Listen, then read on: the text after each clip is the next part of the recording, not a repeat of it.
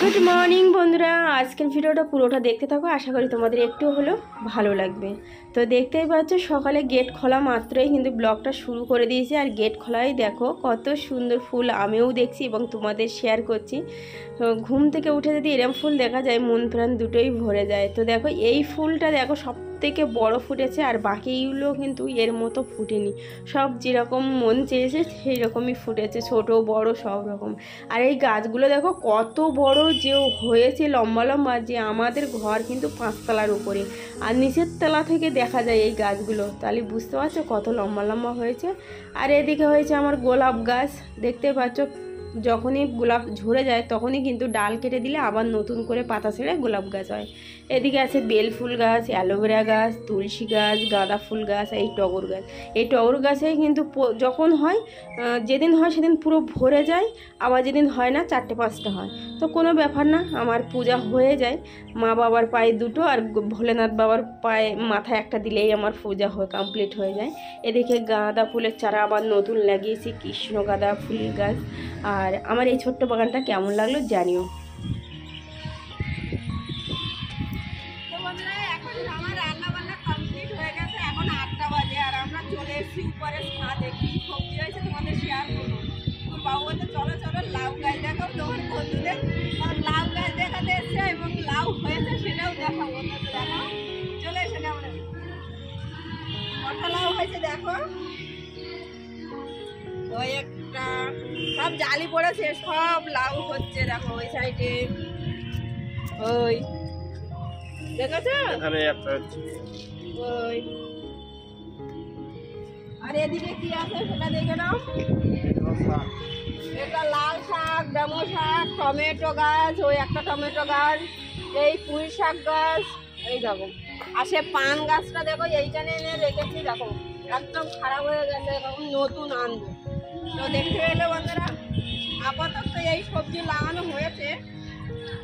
এখন দেখা যাক ওই যে মাটি আছে, ও মাটি রেডি করবে। তো দেখতে পেলে তো আমাদের হাত বাগানের সবজি গাছ। গ্যাস করতে করতে চলে আসলাম। চলে এসো, দেখে নাও লাউ গাছটা। লাউ হবে কত বড় বড় তা জানি না, পরে দেখতে পাবে।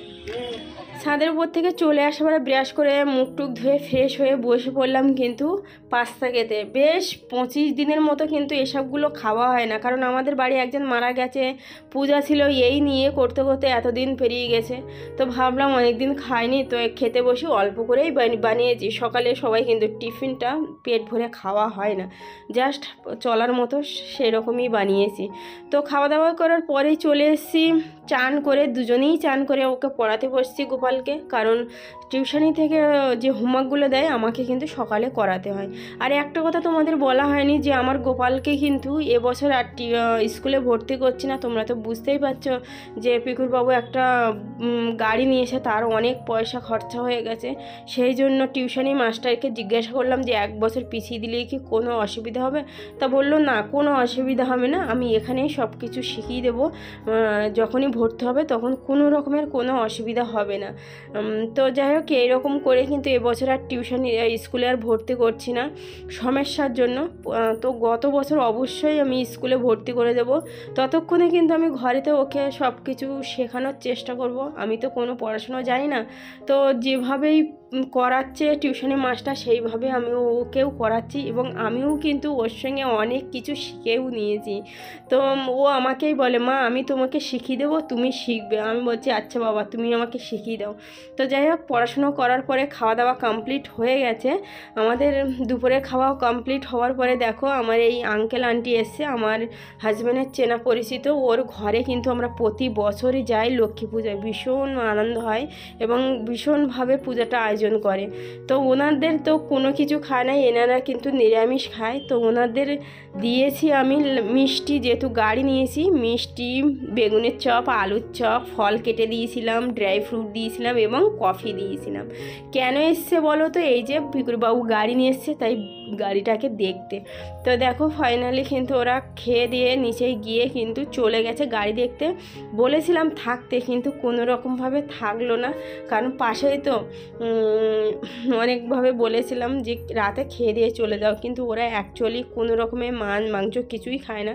তাও বলেছিলাম যে আমি নিরামিষ বানাবো সব কিছুই, তো বলছে থাক আমরা আবার আসবো পরে। তো গাড়িটা দেখছে, গাড়িটা দেখে অনেক খুশি হয়েছে এবং বলছে খুব ভালো হয়েছে গাড়িটা, তুই আগে যাও বলে অনেক আশীর্বাদ করলো। ওরা ফটো উঠে চলে গেল, দেখতেই পাচ্ছ। তো চলো বাপের বাড়ি থেকে কি এলো দেখো, ব্যাগ ভর্তি জিনিস নিয়ে আসলো। ব্যাগ ভর্তি কিনা সেটাও তোমাদের বলতে পারছি না, তো পুরো ভিডিওটা দেখতে থাকো। গ্রাম থেকে গ্রামে গেছিল জামাইবাবু, তো সেই গ্রাম তোমাদের তো ভিডিওটা দেখেছি যে গ্রামে চলে গেছে, তো মানে 10-15 দিনের জন্য গেছিল, সেখান থেকে চলে এসছে। তো কি কি গ্রাম থেকে পাঠিয়ে দিয়েছে মা এবং দিদি, বিশেষ করে দিদি পাঠিয়েছে। তো কি পাঠিয়েছে তোমরা একটু দেখো। আর আমার জামাইবাবু তো না, কি বলবো। তো যাই হোক কি দিয়েছে একটু দেখো। যা বার করছি, ঠিক আছে, আগে বার করে নিই তারপর তোমাদের শেয়ার করি। এই দেখো এই দেখো এই দেখো, কি এটা বলো? এত বড় ব্যাগে এইটুকু জিনিস নিয়ে এসছে, আর কি বলছে এত এটা কি? দাঁড়াও দাঁড়াও, এত ভারী এই সব বলছে। তো দেখো মা আর দিদি মিলে বানিয়েছিল বড়ি, তো এই বড়ি পাঠিয়ে দিয়েছে।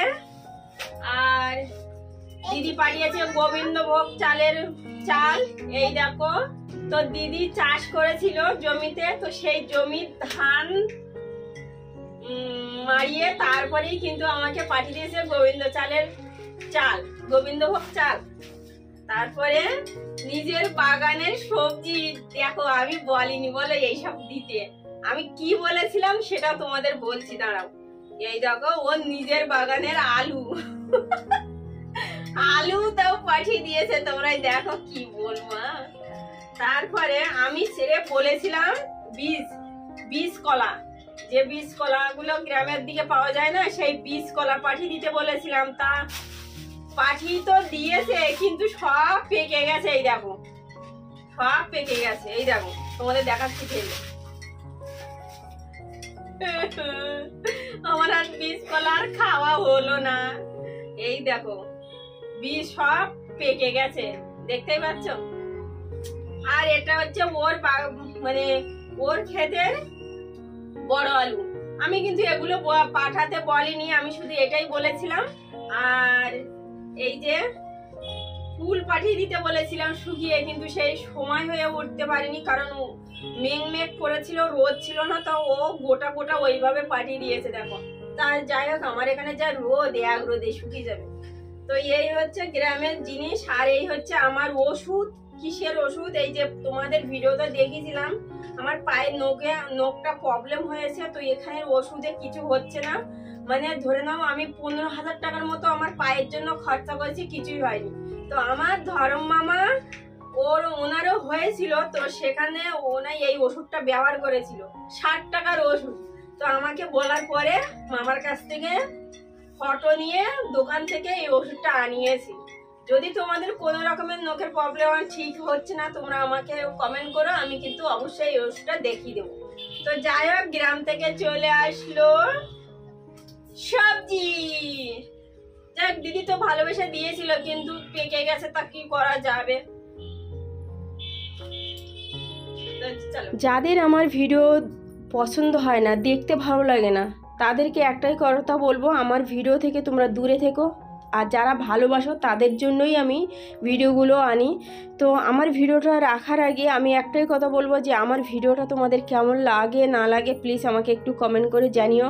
নতুন নতুন ভিডিও আসতে চলেছে। আজকের মতো ভিডিওটা এই পর্যন্ত। তোমরা ভালো থেকো, সুস্থ থেকো, দেখাবে একটা নতুন ভিডিওতে। টাটা।